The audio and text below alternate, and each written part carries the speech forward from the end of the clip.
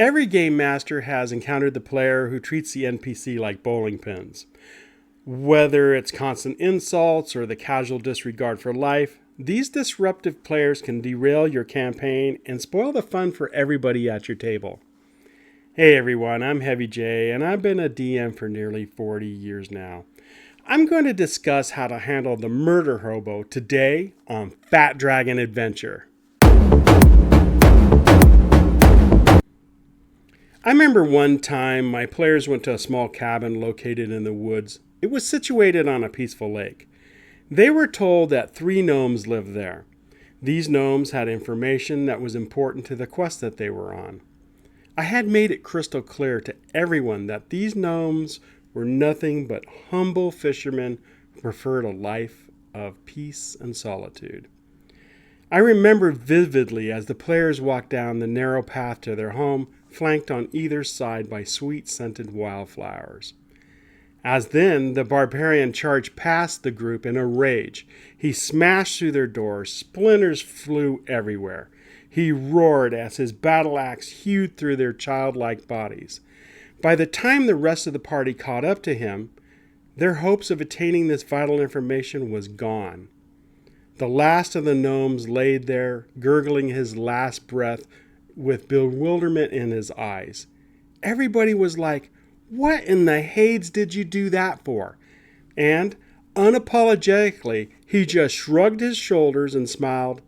That's how my character is. And I remember just how irritated everybody was with him at the table that night.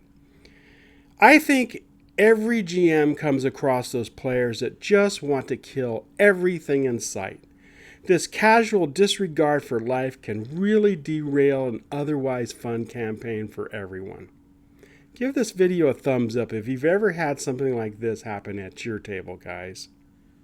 Now, before accusations fly and your game devolves into an ugly argument, which it's going to, have a calm conversation outside of the game with these types of players. You should explain to them how their actions are affecting the campaign world and the other players' enjoyment at the table.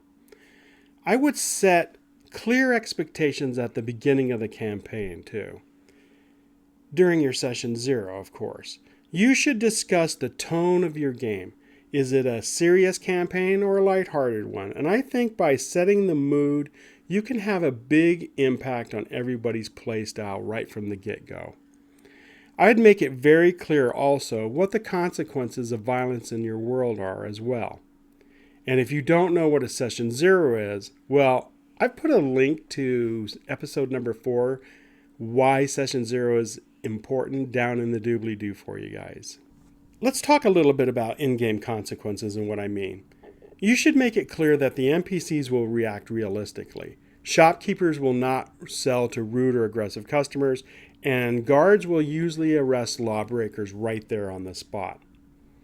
Also, as a GM, I like to track the party's reputation during the game. Disrespectful behavior can usually lead to higher prices, distrust, and even closed doors in the players' faces. And if their actions really rise to an egregious level, then usually high-level bounty hunters will begin to track them down. And these bounty hunters will be hell-bent on collecting that bounty at any cost. You can kind of think of them as like Boba Fett.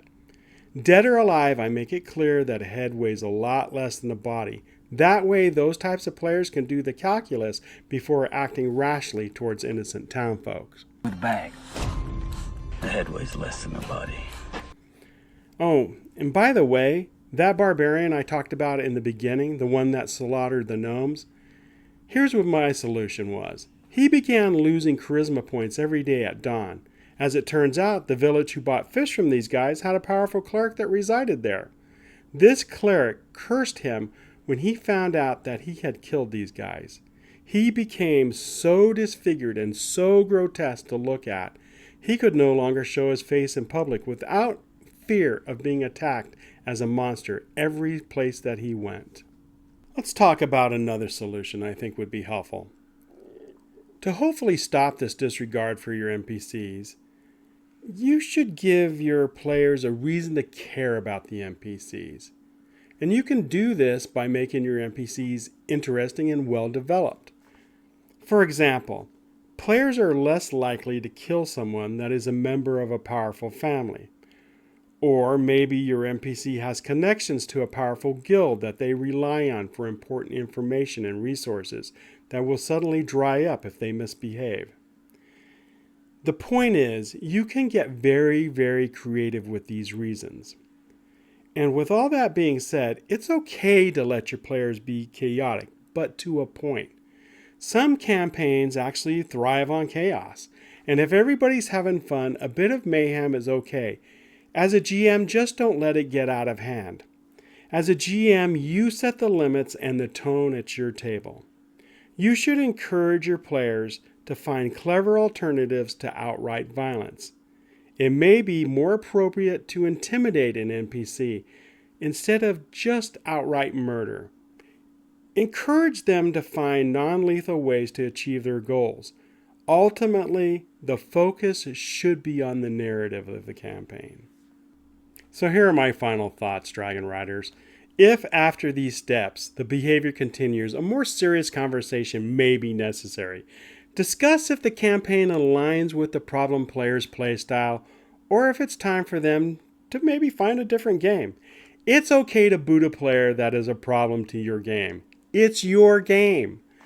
I really believe that by fostering communication, implementing consequences, and a reason to care about the NPCs, you can create a respectful and engaging game for everyone at the table. If you enjoyed this video and you'd like to support this channel, then don't forget to like, subscribe, and hit the bell notification so you never miss our next episode. Until then, ride that fat dragon, and thanks for watching. See you guys next time on Fat Dragon Adventure. So here are my final thoughts. Iftar. That's not even a word, man. How about after?